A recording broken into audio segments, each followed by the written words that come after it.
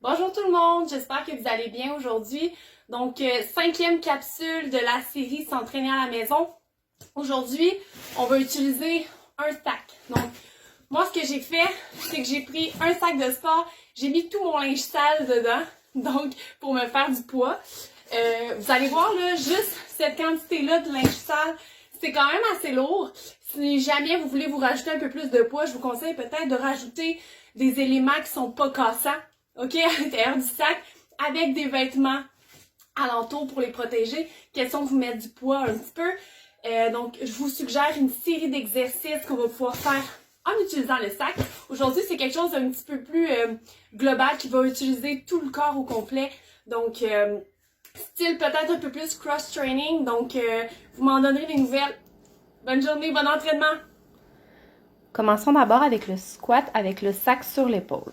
C'est bien important de garder le sac très près de la tête. On veut engager davantage les abdos puisque le poids est unilatéral. On veut maintenir le bassin et le tronc bien au centre, le poids sur les deux jambes. On poursuit avec le clean avec le sac. C'est important d'engager un mouvement rapide du bassin. L'engagement des fessiers et des abdos rapidement est très important.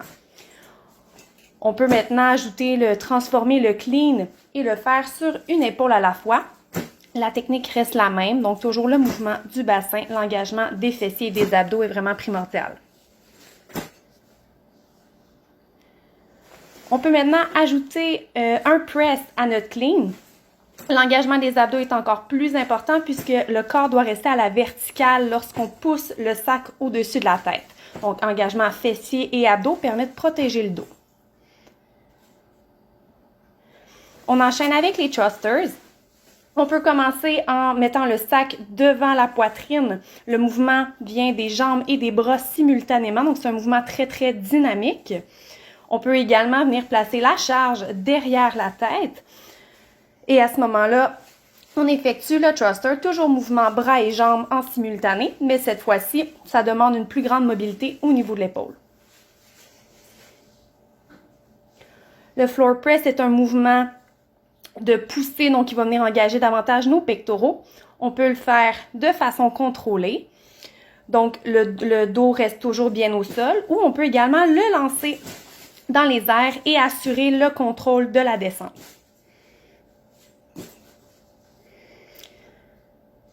Le pull-over va permettre de venir engager davantage nos muscles dorsaux.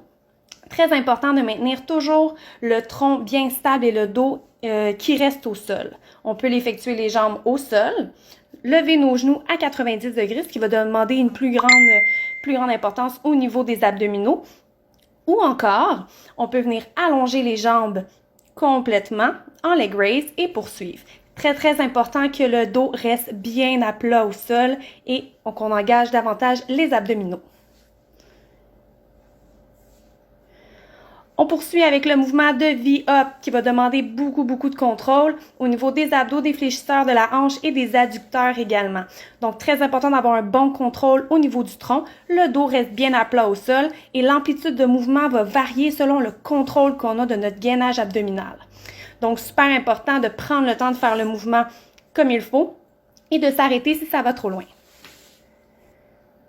Et on termine finalement avec un mouvement un peu plus dynamique, un peu plus cardio, over the shoulder. Donc, ce qu'on veut, c'est un mouvement dynamique avec les hanches.